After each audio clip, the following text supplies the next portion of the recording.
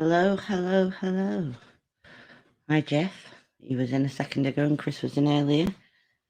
Hope everybody's doing well and you're all staying safe. We've been opened up quite a bit in England, so things are getting back to normal slowly but surely, which is good. Very good.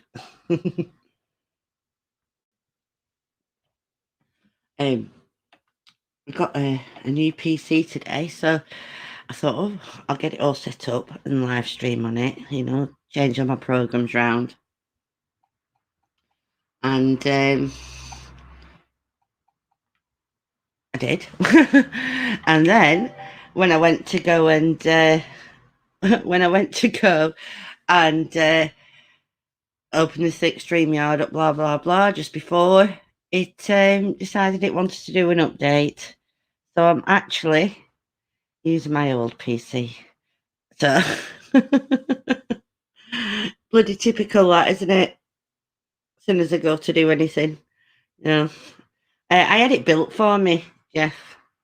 Rob usually builds them for me, but he's been busy. My other half, Rob, but he's been busy. So this bloke we know, IT guy, he built it for me. I can't remember what graphics card it's got in it, but it's got a Xeon processor, octa-core. So fast. Fast. Yeah, so tonight, what we're hi Beth, hi Jeff, hi Chris. Yeah, so tonight what we're doing, I'm gonna do something a bit different. All right, Nubs, how you doing, mate? I'm actually going to be going over obviously an old case, a true case, that took place here in Britain. I'm going to read you some facts. I'm going to read you some witness statements. I'm sure a lot of you who are involved in the paranormal will know who Harry Price is because he was involved in this case as well. And I want you all to join in and chat and speculate between yourselves, see what you think, see if you believe it's true, see if you think that she was a fake and, only in it for the cash. I will say, if that was the case, it really backfired on her. I do feel sorry. I do feel kind of sorry for her. I don't in a lot of ways because of, the things she supposedly did. But I mean, again, they're things that you can speculate about and you can make your own mind up about as we go through it. I will be reading a lot, but I will be keeping a check on, keeping an eye on chat. But don't expect me to answer straight away because I will be reading quite a bit. So you'll all get to hear my story time voice, as Claire calls it. She makes me laugh. It's not easy doing it live either, so bear with me because I do have a lot of reading to do. So again, don't shoot me. Are you all right, Bethany? Oh yeah, you're really shy, you Beth. It oozes out of every pore. First of all, can you hear me all right? Am I clear enough? Am I too loud? You know?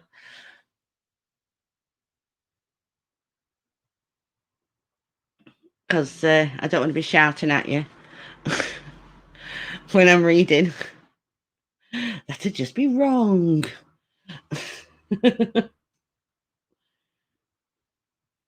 Good. Yeah, I bet you are, honey. I bet you are. Storytime voice, yeah, Chris. That's what Claire calls it. My storytime voice. Makes me chuckle. That's your storytime voice, that. Don't blame me for your corruption.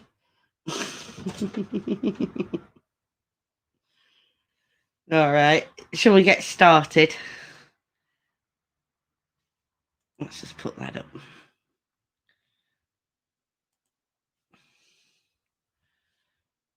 So I'm going to wonder if I can actually make it full and see if it'll do that. That might look better presentation wise if I can do that. Give it a second, see if it does it.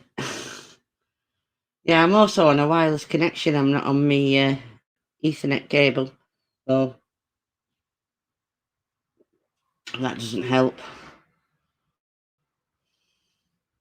Hi, Dave. How are you? Hope you're doing okay. Hope you're well. Yeah, I don't think that makes a difference when it's like that. So let me just escape it. Go back to that. Okie dokie then. Let's get started again. I've got a lot to read, but I will keep with the chat as much as possible.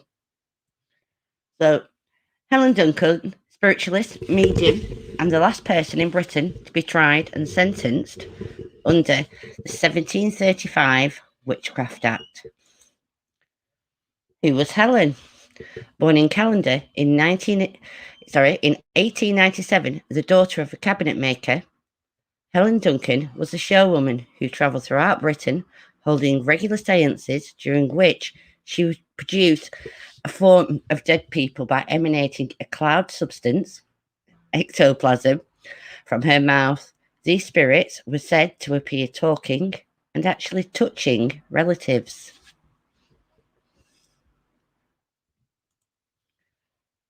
Spirit communication.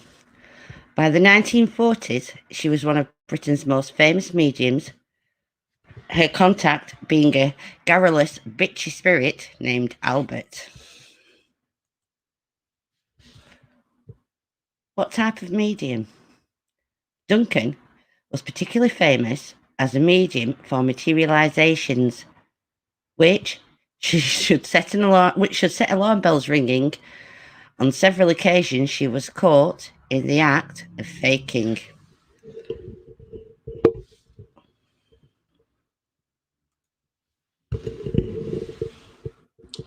Hi, Marceline. How are you? I hope you're all right. Hope you're doing well. Living arrangements. I will say, try to remember the dates that I'm going to read out and things like that, because they are going to be important and they are going to be something that you'll need to think on. From December 1941, there are newspaper notices of her working in the Portsmouth area, where she frequently stayed. Helen had been visiting Portsmouth from the start of the war, if not even earlier, but by the end of 1943, she had become a regular at the Master Temple, boarding for days on end with Mrs. Betterson in Milton Road.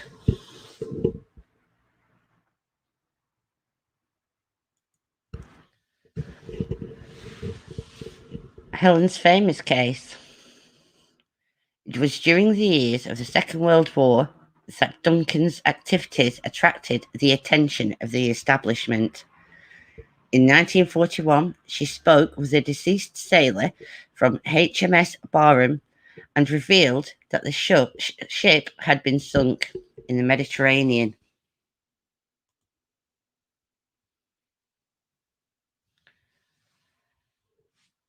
On the 25th of November 1941, a German submarine wove through a destroyer's screen and set 4 torpedoes into the Barham. The ship began to immediately list. Most of the crew should have been saved. Unfortunately, though, the magazines exploded, killing 862 British sailors, with some 400 surviving. Let's look at the chronology. So, did Duncan bring news of the Barham sinking before it was publicly known? Well, first things first, let's establish a chronology.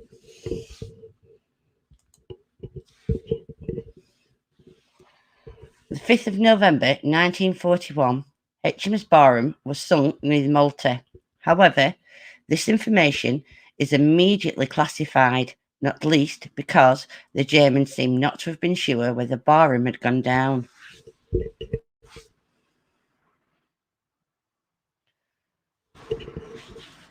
The 6th of December 1941, the Admiralty sent out letters to relatives who were told of the destruction of the ship some weeks before the official announcement. They were asked to tell no one, save close relatives, for reasons of national security. That's actually a copy of the letter. I'm not going to read it because it's a bit small, but that's actually a copy of the letter that was sent to the families of the people who died on the Barham. On the 27th of January 1942, so this is 2 months later from it going down, the British press was finally allowed to admit that the Barham had been sunk. And I think the telling phrase in that is finally been allowed to admit. So that kind of lends itself to everybody knew kind of thing, doesn't it?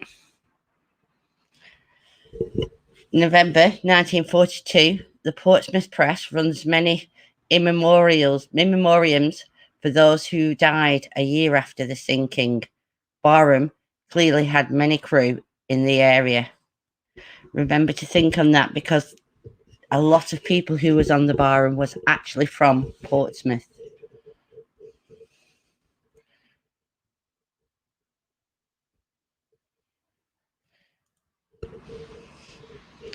The date of the seance.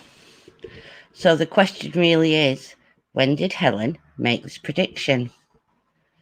If she conjured up a ghost from the Barham on, say, the 25th of November, then that really was an achievement. If it was mid-January, after the families knew, then it isn't quite as remarkable, is it?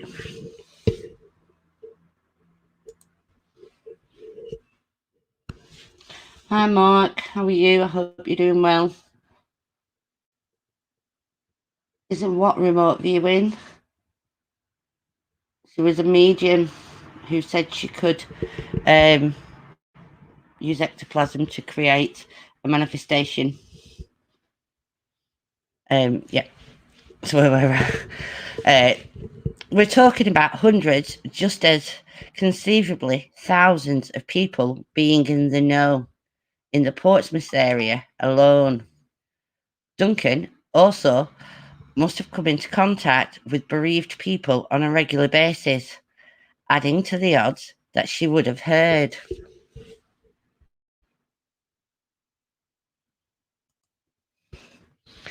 It's also worth remembering that there had been about 400 survivors from the Barham, and that thousands of the British and Dominion sailors had seen the Barham go down. She'd been at the heart of a Mediterranean convoy when the torpedoes had struck. So there again, that's thousands more people who knew she'd gone down.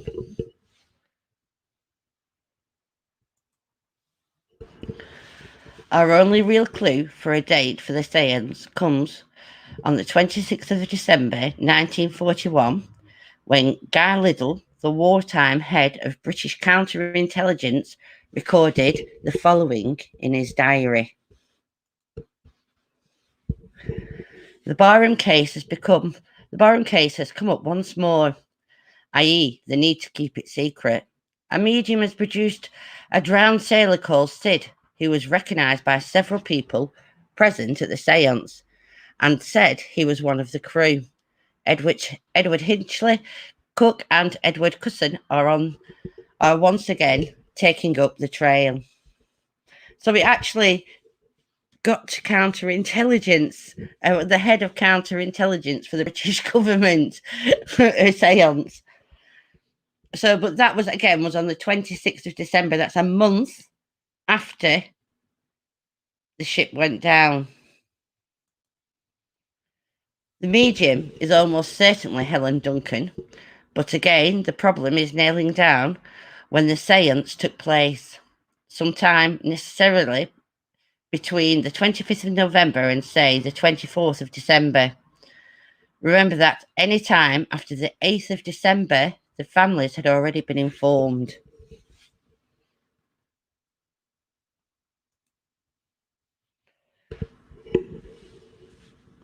Speculation. So how do you think Helen did it then?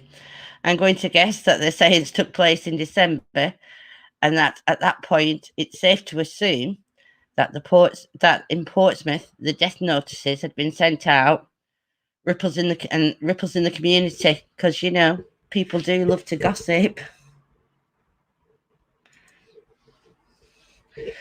Let's say that 100 of Barham's dead crew were from Portsmouth area, and that each family meant 5 individuals in that area, knowing that it's 500 individuals walking around in a small city with information so secret that the British government did not even include it in its own exclusive intelligence briefing. So they didn't want anybody to know that much. They didn't even talk about it themselves in the government. So that's kind of a plus in her favour. That's how badly they didn't want the Germans to know the ship had gone down. They didn't even talk about it openly. So I suppose that's one thing in her favour to a degree.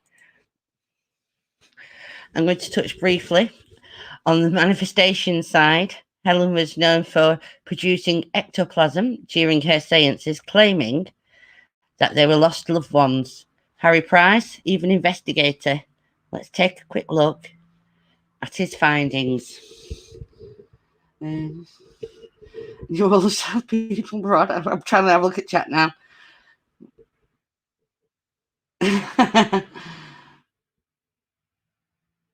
Yeah. You see, it wasn't on the radio at first or in the papers for 2 months, but that doesn't stop people talking, does it? And Portsmouth, like it said, isn't the massive city.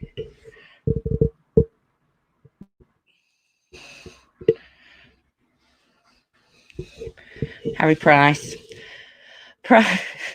Price described Duncan as a fat female crook. Yeah, he wasn't really big on the PC, was he, Mr. Price? No political correctness there.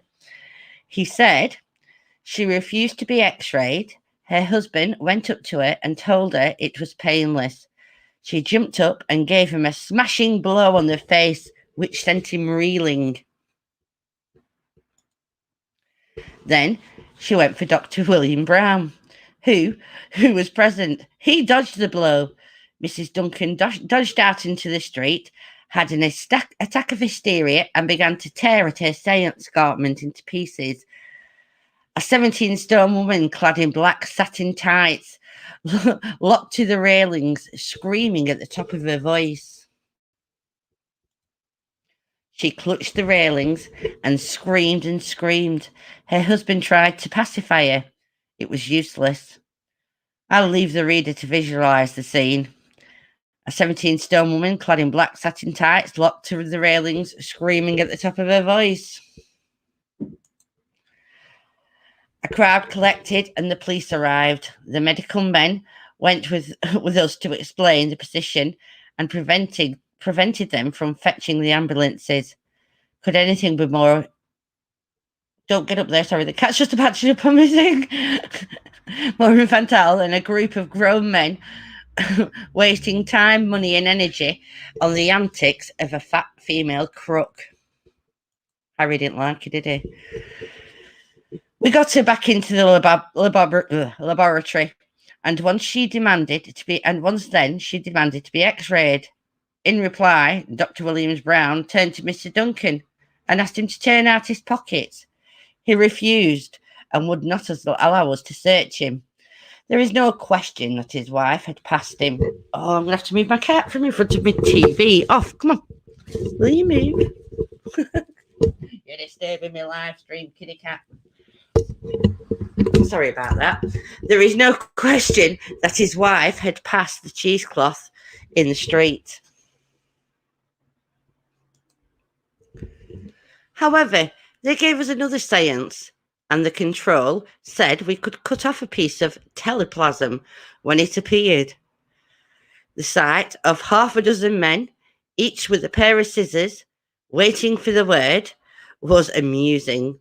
It came, and we all jumped. One of the doctors got a hold of the stuff and secured a piece.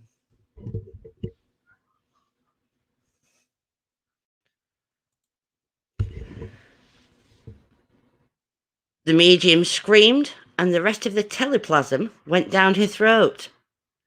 This time, it wasn't cheesecloth. It proved to be paper soaked in the white of an egg and folded into a flattened tube.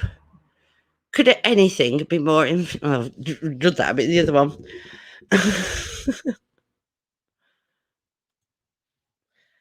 Price published photographs of Duncan in his laboratory that revealed fake ectoplasm made from cheesecloth, rubber gloves, and cut out heads from magazine covers, which she pretended to her audiences were spirits. Psychologist William McDougall, who attended 2 of the seances, pronounced her whole performance fraudulent.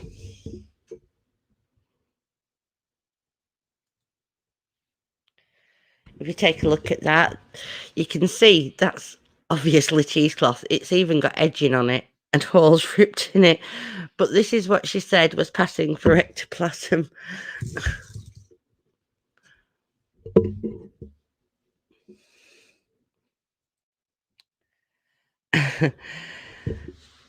This is where they said she cut faces out from magazines and wrapped the cheesecloth around. And apparently, that's the spirit.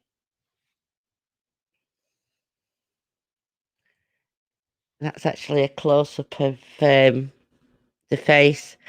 I mean, you can tell it's pretty obvious that that just is not a spirit. So she was obviously faking that.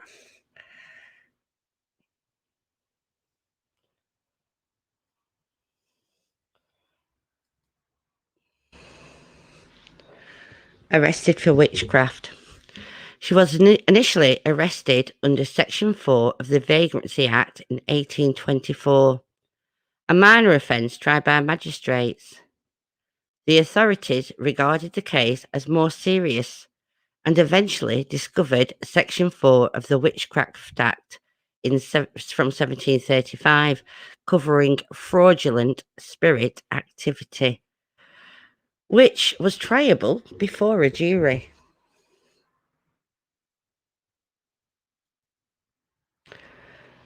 The trial was completed by the trial was complicated by the fact that a police raid on the seance in Portsmouth, leading to the arrest of Helen Duncan, yielded no physical evidence of fraudulent use of cheesecloth and was therefore based entirely on witness testimonies.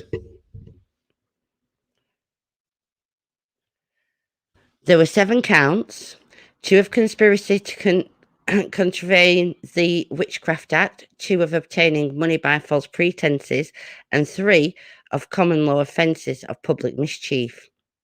The jury brought in guilty, and Duncan was imprisoned for 9 months. Okay, let me tick that off. I hope I didn't read it too quick for you. So what do you think? I mean, I will say some things that I learned that I didn't put in there, where a lot of people testified in her defense, not just people she knew, but people who had actually visited her seances. There is around the internet things where you can see, even from a child, she was supposedly psychic or had mediumistic tendencies. So that's another thing. But a lot of people believed she was a medium. She was scary. I don't know whether she was scary. I do think one of the things I thought about when I was researching it was, did she get to a point where she couldn't evolve any further with if she had abilities? If she had abilities. So she started faking. I mean, we've all seen it on YouTube, haven't we? That they're not getting the views or the things that they want or the recognition they think they believe they're owed or what have you, so they start faking it till they make it. Um, I got this mark a month ago. I couldn't use my new PC because I'd set everything up on it, come out, left it to do its own devices, went back in, and it wanted to do an update, a Windows update, and I could have left it and tried, but you know what it's like when Windows wants to do an update, it corrupts your bloody computer and it won't work properly, slows everything down. So I just thought I'd use my old one.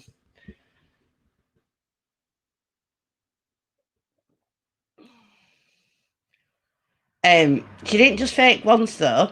She'd been arrested in the 30s for taking money fraudulently as well.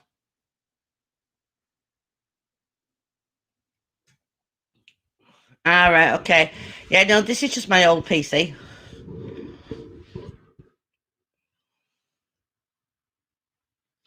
I mean, I think maybe she might have started out with good intentions, but by the end she was faking it at every session. They did find. So I didn't put everything in there because I wanted to talk about some things as well with you at the end. I gave you the facts and what Harry Price had said and that. Um, they did find a fake Barham hat, sailor's hat. I don't know whether they call them hats, caps.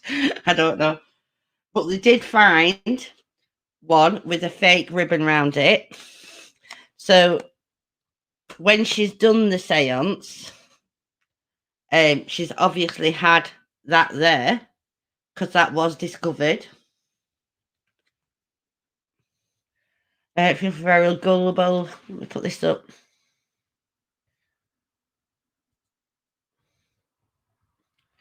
People are very gullible. Like every time things go bad, people prefer the unknown of the paranormal, yes, rather than life too. Yes, yeah, plus the death. Yes, totally. And she took advantage of that, I'm assuming. She had been reported several times over the years. But there are people who swear blind she was genuine. People stood up for her in court as well and give witness testimony on her behalf. It was quite funny, really. Winston Churchill even got involved in the case, saying after she'd been sentenced, saying that it was a waste of taxpayers' money, and I think he called it tomfoolery.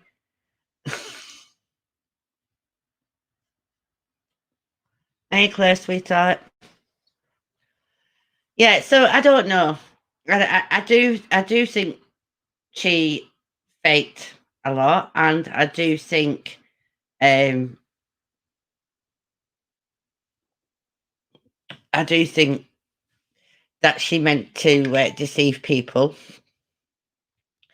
It's very hard if you go on Wikipedia.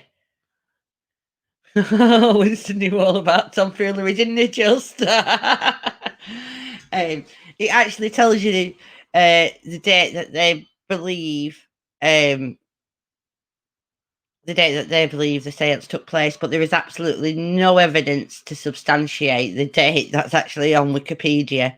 I looked. Believe me, I looked. I've been putting this stream together for 2 weeks, so believe me when I say there is no concrete evidence to the date.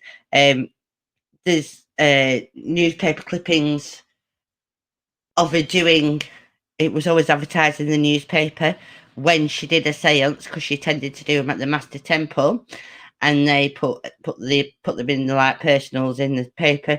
But there was nothing on the 25th of November to say that she was doing a seance there. In fact, they can't find anything in them till late December, early January, I think it was.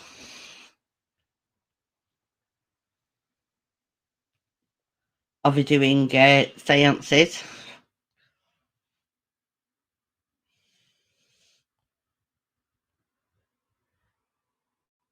I know, shocking that, isn't it, Dave? Wikipedia not knowing.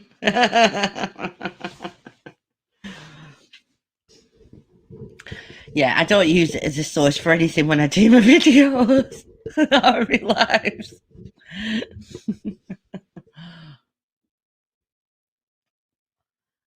I find it very strange as well that during wartime she stayed around a port, a naval port. I'm not I'm not saying she had this master plan to try fake people, um saying she's contacted people who've gone down on a ship, but something like that must have entered her head that she could get information fast if she knew the right people, the right places, and then do a seance at night or what have you, you know. Oh, thanks, Claire. But I do think she maybe started off. I don't trust any source. I mean, I actually had a source from the head of British intelligence. I don't know whether we can actually trust them either, but Guy Little was the wartime head of British intelligence. I mean, you think about it. Could you imagine today any medium, psychic, or other sensitive having their sessions judged by the head of counterintelligence in the British government? I don't know. I pretty much trust brown sauce, Dave. Pretty much trust brown sauce.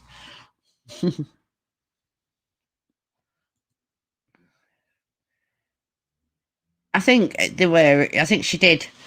Um, but the thing is, and this was another thing I read. Her mother was all about how psychic she was as a child and how it scared her mum, the things she seen, the things she said. Um, and her mum had to keep telling people the things she said, the things she said. So it makes me wonder, did her mother push her in that direction? You know, pushy stage mums. Did her mother push her to become more than she actually was?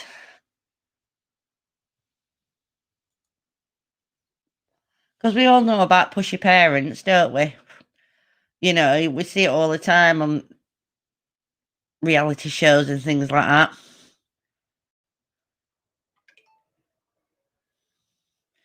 Yeah, exactly. You know, I mean, I've experienced some creepy stuff. It's one of those things when you're trying to contact spirit, isn't it?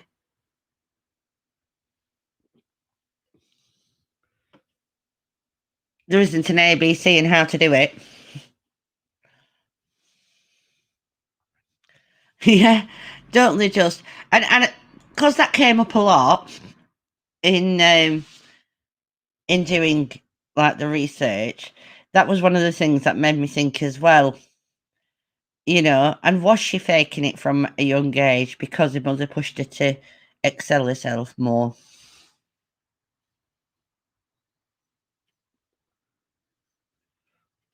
Also, there was three other people who stood trial with her, and they were members of the temple and her agent.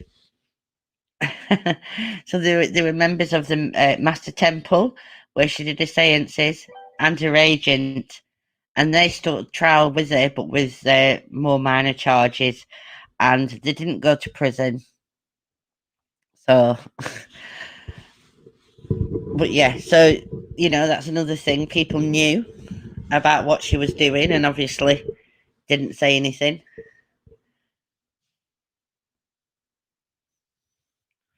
It's quite scary when you think about the setup that she had, though, isn't it? You know, I mean, you think about it, how many people knew what was going on? You know, they knew, people knew, and she got away with it for a long time. if she was faking it every time.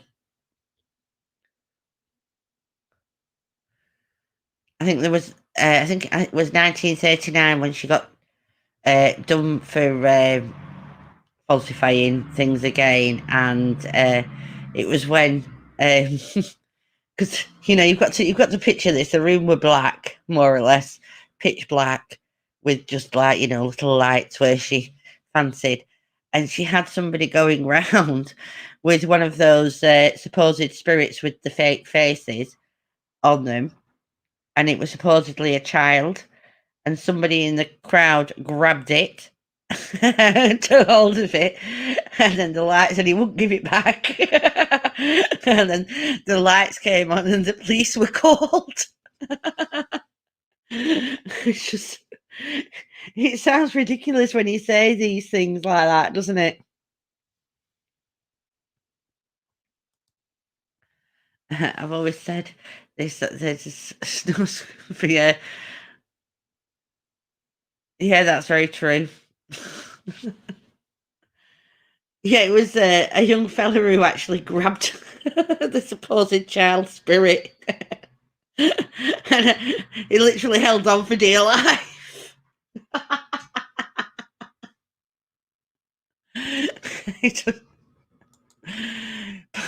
Yeah. Funny.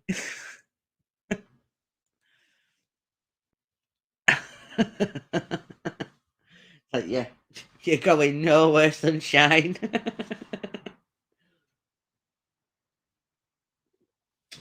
So what do you think? Do you think she was faking it all the time? Do you think she was pushed in a direction? Do you think she was ever genuine? And do you think she deserved to go to prison under the Witchcraft Act, though?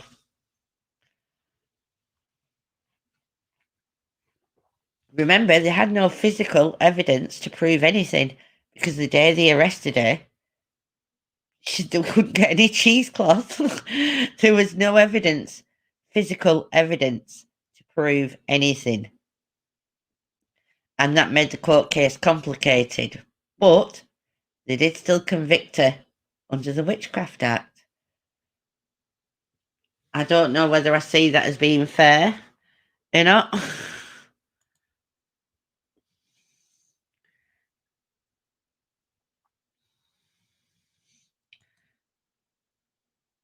Yeah. Normally, they always start out genuine.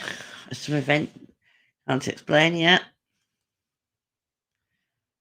think she must have been genuine at first. Seems a little contrived. Yeah, she was fake. You think it was? Yeah, I see. I think it was I'm not sure. I think it was. I think she needed a sharp shock, but I think at the time a few £100 fine could have done that, and out on license or whatever they call it, suspended sentence. I think trying her under the Witchcraft Act, and the reason they did that is because they had no evidence. That was one of the reasons they tried her under the Witchcraft Act, because they knew it'd be hard to convict her on the other counts because they had no evidence. I mean, when you're trying somebody under witchcraft, you're not going to need the evidence, are you? So they actually knew exactly what they were doing, because they knew they wouldn't need any evidence to convict her.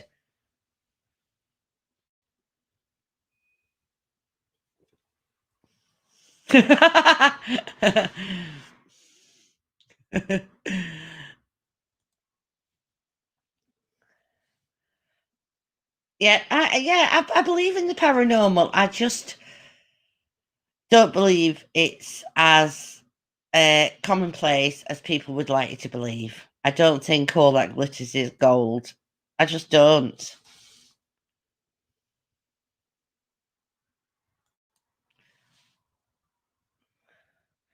Yeah, yeah. The photos were just terrible. I mean, there's loads on the internet if you go and look. They're just bad. They're just bad. I'd have been like to have been judged under that too, though, Dave, in all fairness.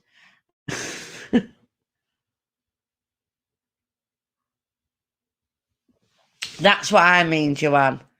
And that's kind of what I think. I just think it's the Spanish Inquisition.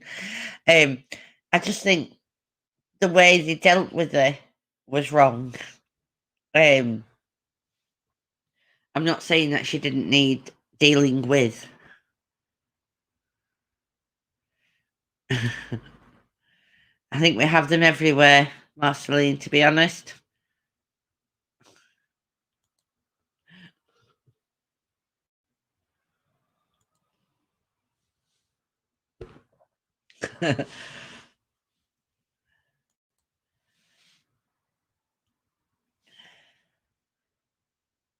Yeah, I don't know how I don't understand how they could do it.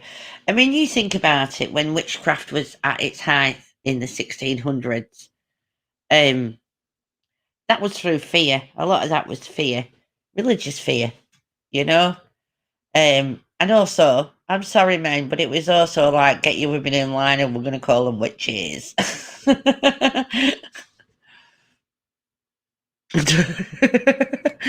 I was watching. Do you know? I was watching it the other night. I was. It's a fake up. It's a fake up. Yeah, I couldn't sleep the other night, and I was watching it. I was sat here chuckling to myself, trying not to wake Rob up. Yeah, that's. I think she was fake. I think she was pushed into it to a degree by her mother. Um, and then obviously she continued it, but I mean, I think she got into a pattern, you know, um, because she was married and had children, and she had 5 children, I think it were. So she's traveling around the country trying to take care of her family. If she just goes in and just does your basic ABC of clairvoyance or mediumship or things like that with no razzmatazz, she's not going to get the big bucks, is she?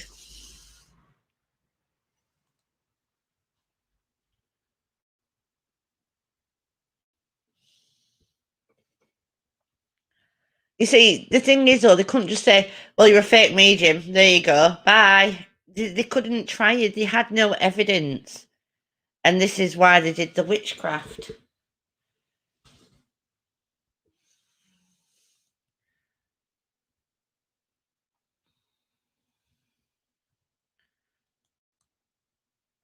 Yeah, religious fear. Well, that's how it was. Religious persecution, weren't it? See, you're not believing. Don't stop believing. Yeah, I do think she may have been genuine at some point. I think trying her for witchcraft wasn't valid.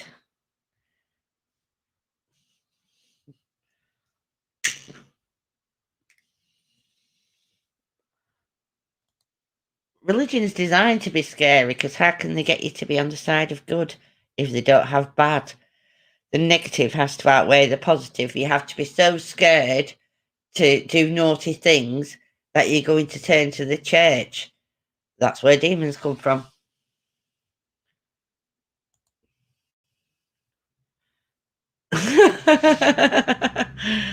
Don't you just hate it when that happens, Dave?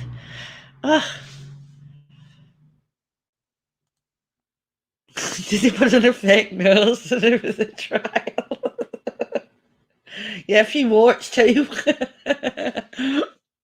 Chris, did you put the nose in it? No, no, no. Well, we might have done, but she's a witch. She's a witch. Burn her.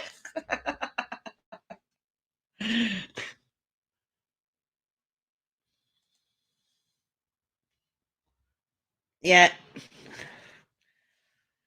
Well, they're still fighting religious wars, aren't they?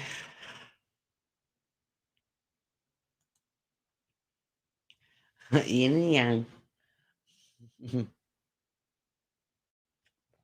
I have a tattoo of yin and yang. I've only got one tattoo, and that's what it is.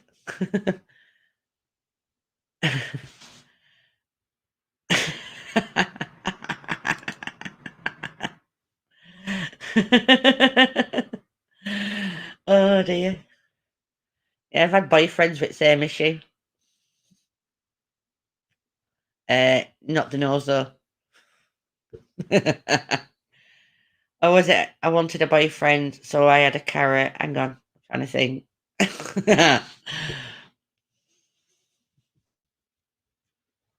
We're live tonight. David of the Darius lives.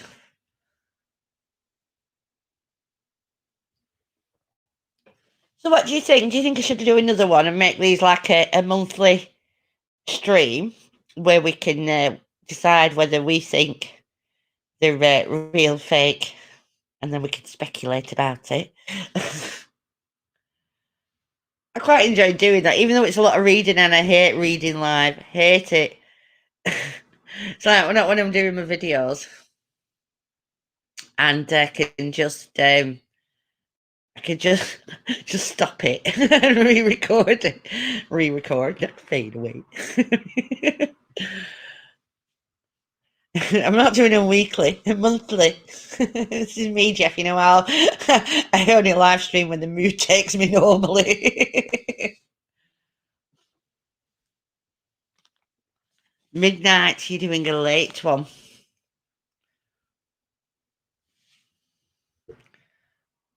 Yes, Max. Yes, Max. Yes, Max. Well, that's just. I have started doing another one, but I'm not going to tell you who it is. So you're surprised when I put it up to stream. It's only because I use my best telephone voice, Jeff, when I'm on my streams. Can you remember that, Joanne? The adverts. It's re-record, not fade away. Re-record, not fade away.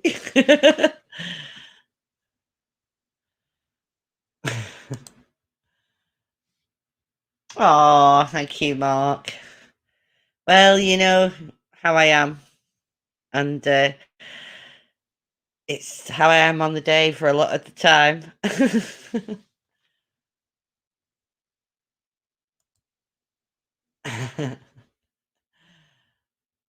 I have a personally? I said before when the stream started, you call it my storytelling voice.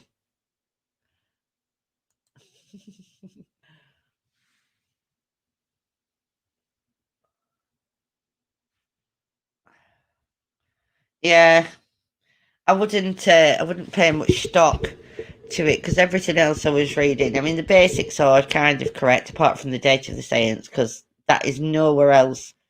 There is no evidence to say the date of the seance.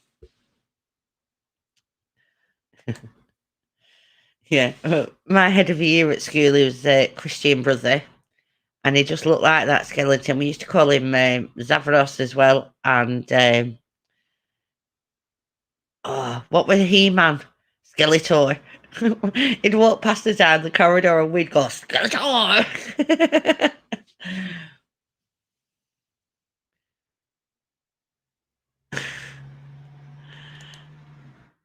Maybe they were different. Yeah, could have been. Thanks, Beth, for that.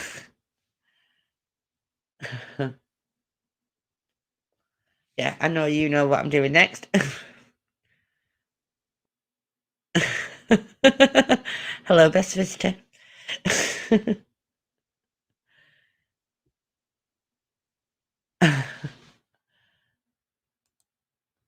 You do have a good storytelling voice. I said that back when you did the Lady of the Lake video. Yes, you did.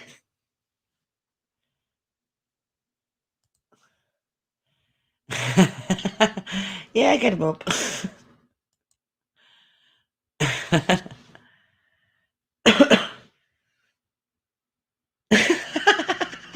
Oh God, Jeff.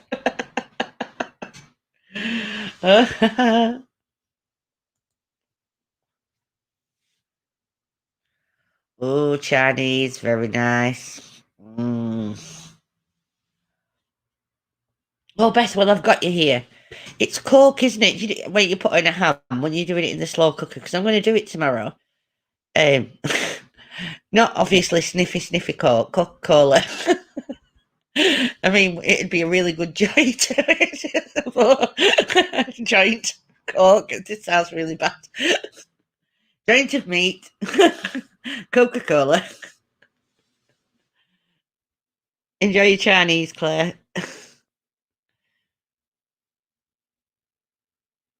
Oh, thank you very much, Marceline. That's very nice of you. Yeah, it's going now. So is it just a can, or do you just tip a can in? I've never done it. Sorry, I'm just getting cooking tips now on my life.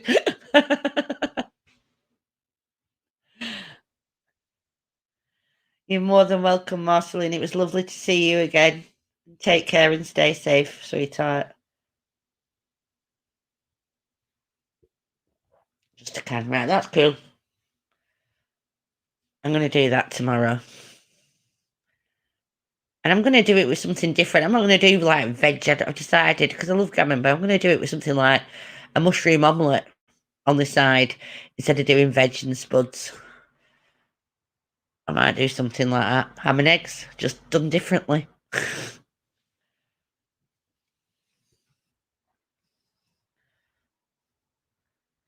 Been on slow all day. Just fall apart. Lush. Yeah, I think I'll do that. So what are you doing later on your stream, Dave? Anything interesting? Are you doing some ITC? Are you just having a chat? You just talky. Happy talk about things you'd like to do.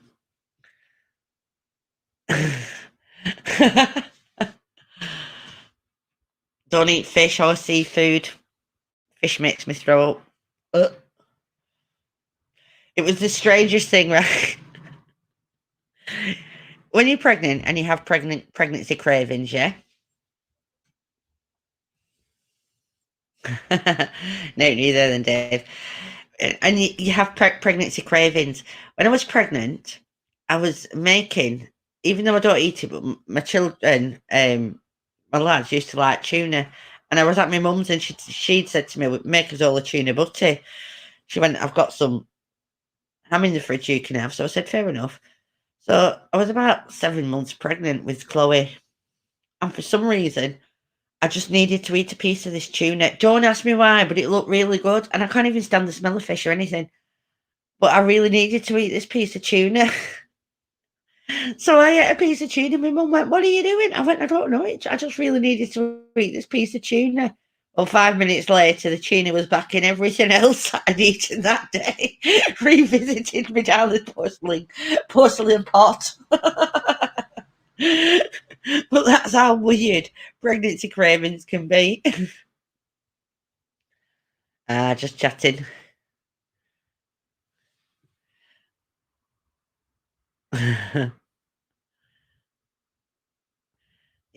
All my kids eat fish, and I could never cook it for them.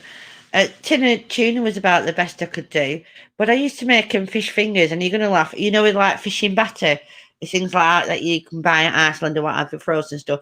And I had tongs, kitchen tongs, and I'd tie a tea towel around my head. And that's how I'd make them fish fingers, chicken in batter, fishing batter things. They used to say, can we go to Binans for some fish? Do you know, when I was pregnant with our Martin, all I could eat were pepperoni, well, salami pizzas, not even pepperoni, salami pizzas, and coffee memoirs. I think that's kind of what I lived on for 8 months of my pregnancy.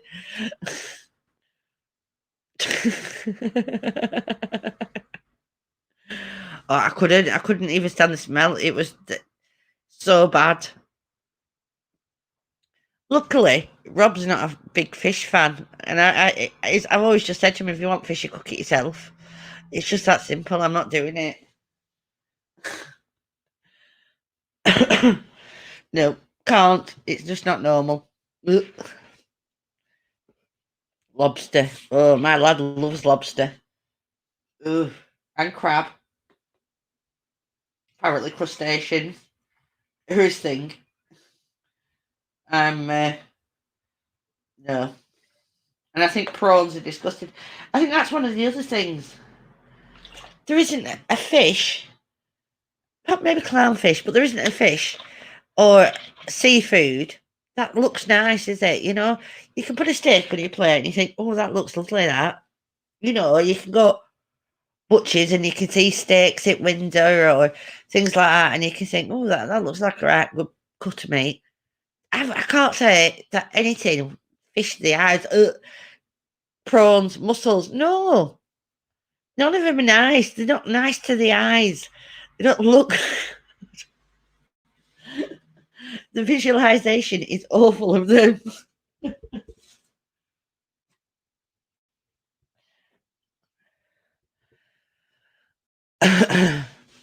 Snicker bars. Can't eat them. I'm allergic to bloody peanuts too.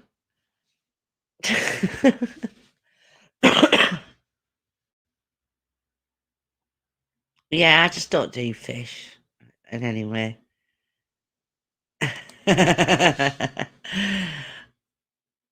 actually wasn't. I was never a big nut fan, so that didn't really bother me. But the only nut I actually enjoyed was the nut that I am actually allergic to, but they told me to avoid all nuts just in case. But the only nut I actually did like were walnuts because I was addicted to carrot cake and walnut whips. So, you know, obviously walnuts. And that's the nut I became allergic to. And I ate a piece of carrot cake one day, and it looked like I had millions of little red blisters under my skin, on my face, and it was a mess. Never liked steak. What kind of man are you, Jeff? Just tell me that. What kind? I like lamb. It's not everybody's favourite because it's quite greasy, but quite like lamb. You can buy them now without the. Rob got me some for Christmas last year or the year before. He bought me like 12 of them. It's like a stocking filler. Whips. They're just called whips, which I found amusing. Whips. But yeah, you can buy them now without the walnut, which is good.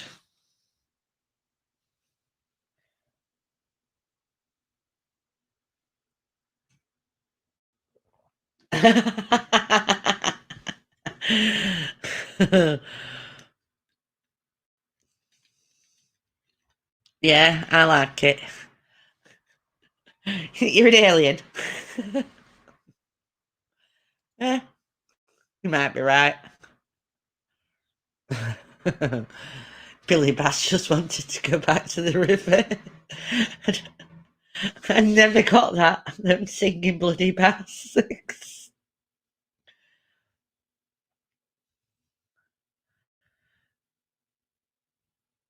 Ah, right, okay. Hamburger cooked and raw, but no steak. Oh dear. Something didn't go right. Did she pass? My lad's a chef, and he actually, when he left school, he went to college to become an electrician, and he'd been working part time for a year already, like a Saturday job for a year in a kitchen, in my sister's cafe, and then when he went to college and he passed the electrician's course, he was struggling to get an apprenticeship anywhere, and so he just went full time in the cafe. And he started cooking with the chef there, and he got really into it. So he went back to college and trained to be a chef, and he did that for a few years, and then he thought, you know, I might try this electrician's gig again. So now he works with electric, like, you know, alarm systems in like big places. He does the town hall and everything. You know, and he does all the electrics with the alarm systems and that.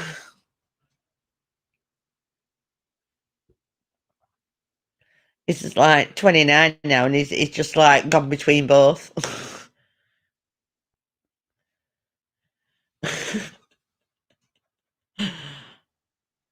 I haven't tried it yet, and I didn't download the recipe when you sent it to me. And I'll take a picture of the thing. I'll get it off you again another day. I'll try that thing tomorrow, though, the ham with the Coca-Cola.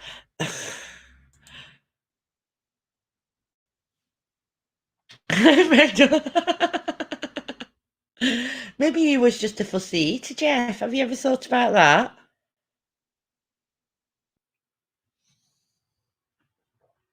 This could all be on you, you know. You're blaming your poor mother, but it's your taste buds that are the problem.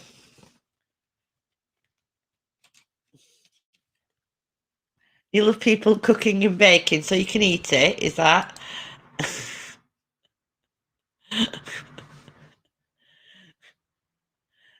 It could be right wrong that. You love cooking people and baking them.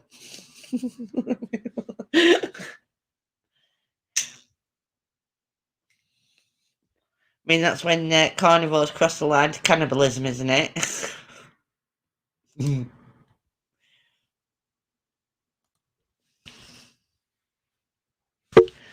She sent me a. You'll have to. I'll get it off you again when I've got all the stuff to do it. Do you just use some chicken that you've had left over or something?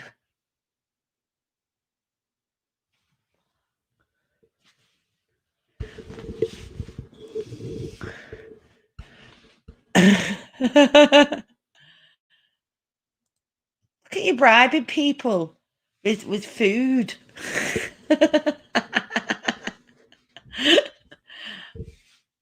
Yeah, Hannibal. Can't even do that. Nice Chianti to wash it down.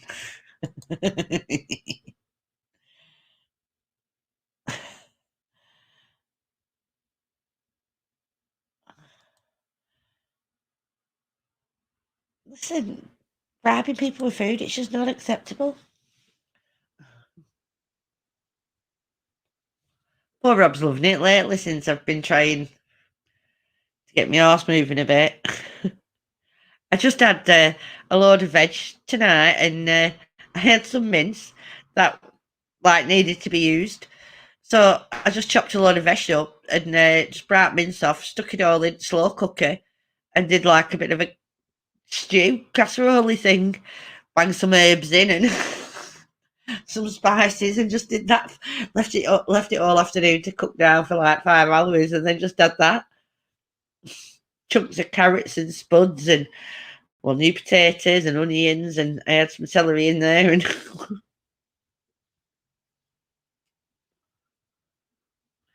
I'm just using stuff up. I will admit, slow cooker is really good for that. You can just use all your stuff up.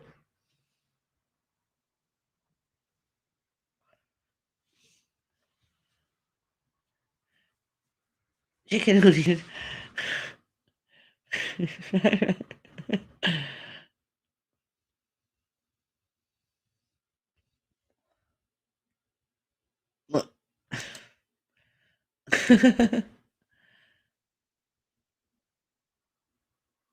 Right.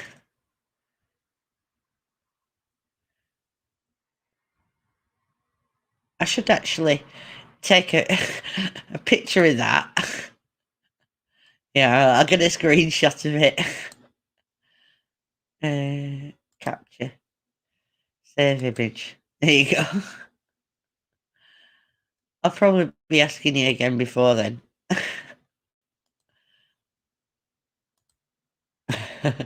Does sound good though, doesn't it?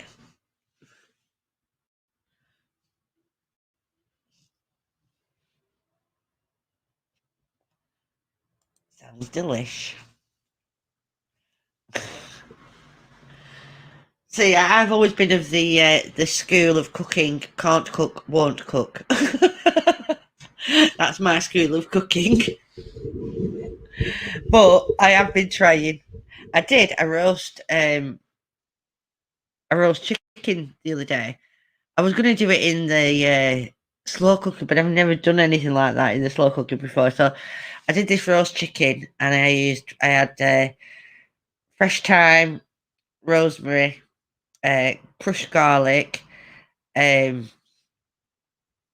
else? Oh, lemon juice, olive oil, and I mixed it all up, and I rubbed it all under the skin of the chicken, and then on top of the skin, all over the legs, and then I took the half a lemon in that I'd used for the juice in its cavity with some garlic, not chopped or anything, just like the cloves in the thing, and did that. Oh, it was lush, and it, honest to God, I cooked it, kept basting it, and when I went to lift it out of the pot, it was just falling apart, but it was so juicy and nice.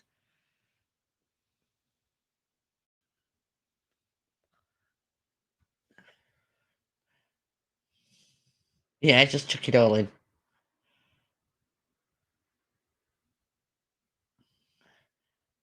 What stops? Oh, tea towel under the lid. I always wondered why I kept seeing that with with on the slow cooker Facebook page.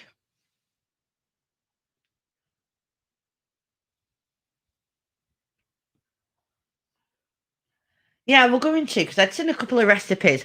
They just say like chuck some veggie bottom or something just to keep it up off the bottom. But you can broil it. I broiled it in the oven anyway. So I had some juice to baste it.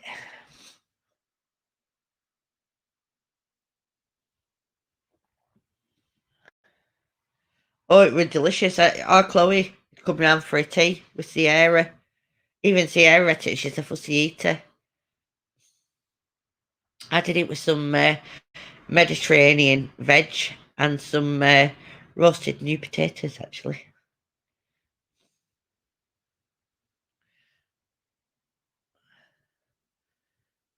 Cooking with Max.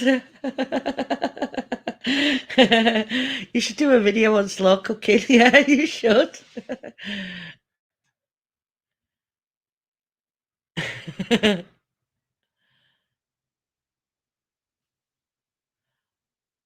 I'm really not a good cook, and I sit there and I pull up recipes on my phone and I follow them while I'm cooking.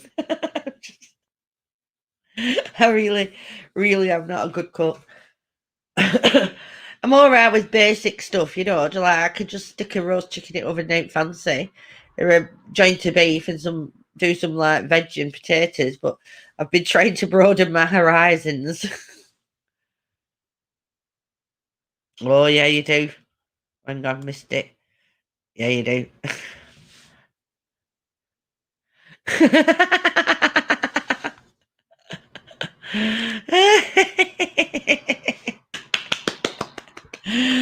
Oh dear. I do that, people say, and they turned the switch off in the kitchen and they did that. And I always say, ask them to make you a brew. If they're in there moving pots, get them to do washing up. If they're going to disturb you, they might as well put themselves to good use.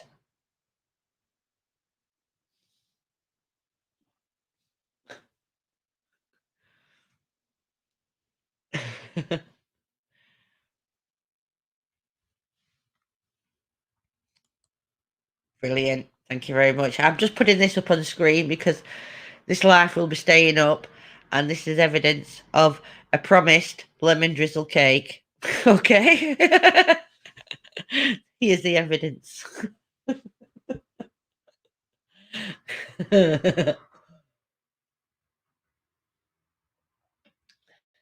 Right, I'm going to go. I've done over an hour. You lucky people, you. Look at me doing 9 minutes more.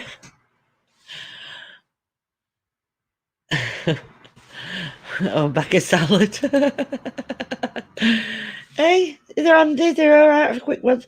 I mean, when I do a stir fry, though, I just get those from Sainsbury's, just the pre-made stir fry bag things, and just chuck it in, with the mushrooms and the beans, sprouts, and what have you. They're easy done then, aren't they? I get a Chinese stir fry sauce and Bob's your uncle, Fanny's your aunt. Oh, no worries, Beth. But yeah, I think I'll do the monthly these where I have to use my reading skills. Thank you. Thank you, Dave. Yeah, I think I will. Like I said, I'd started putting together the next one, or well, just getting the details and the who's, where's, when's of it. No worries, Joanne. So, thank you very much, everybody who's joined in. Chris, Joanne, Beth, Jeff, Dave, Mark, and whoever else has been Marceline earlier. Have I got yours? Have I got you? Yeah, and everybody who's popped in. I do appreciate it. Again, I'll probably stream before, obviously, next month when I do another one of these. I might do a quiz before then. I don't know whether to do a general knowledge or pick a topic, but we'll see. I'll figure it out. Thank you very much, everybody, for streaming. And obviously, with us over here in England, the opening up, still stay safe. Still remember to scrub your hands, wear a mask if it makes you feel comfortable, but look after yourselves. Thank you very much, each and every one of you coming. Take care. Bye.